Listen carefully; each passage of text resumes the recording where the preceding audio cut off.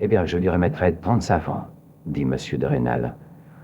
Pour faire la somme ronde, un homme riche et généreux comme monsieur notre maire, dit le paysan d'une voix câline, ira bien jusqu'à 36 francs. À la fin, voyant qu'il n'y avait décidément plus rien à gagner, il se retira.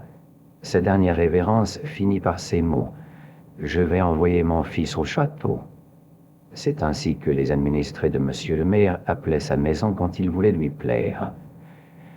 De retour à son usine, ce fut en vain que Sorel chercha son fils. Se méfiant de ce qui pouvait arriver, Julien était sorti au milieu de la nuit. Il avait voulu mettre en sûreté ses livres et sa croix de la Légion d'honneur.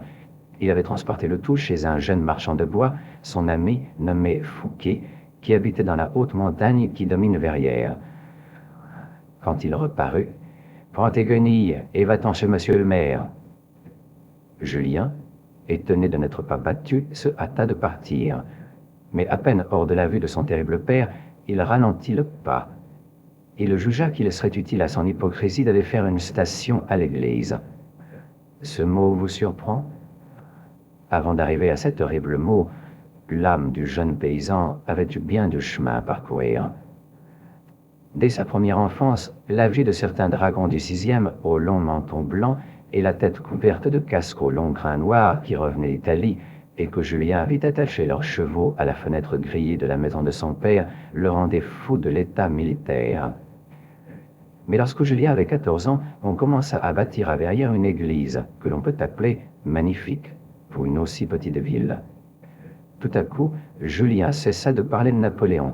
Il annonça le projet de se faire prêtre, et on le vit constamment dans la scie de son père, occupé à apprendre par cœur une Bible latine que le curé lui avait prêtée. Ce bon vieillard, émerveillé de ses progrès, passait des soirées entières à lui enseigner la théologie. Julien ne faisait paraître devant lui que des sentiments pieux. Qui eût pu deviner que cette figure de jeune fille, si pâle et si douce, cachait la résolution inébranlable de s'exposer à 1000 morts plutôt que de ne pas faire fortune.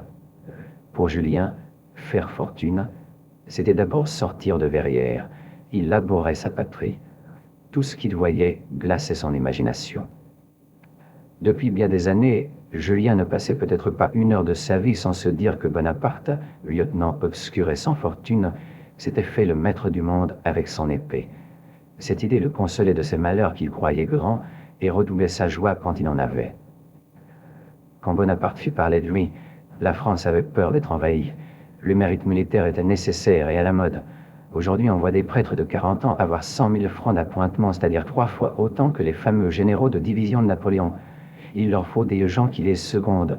Voilà ce juge de paix, si bonne tête, si honnête homme, jusqu'ici si vieux, qui se déshonore par crainte de déplaire à un jeune vicaire de 30 ans. Il faut être prêtre.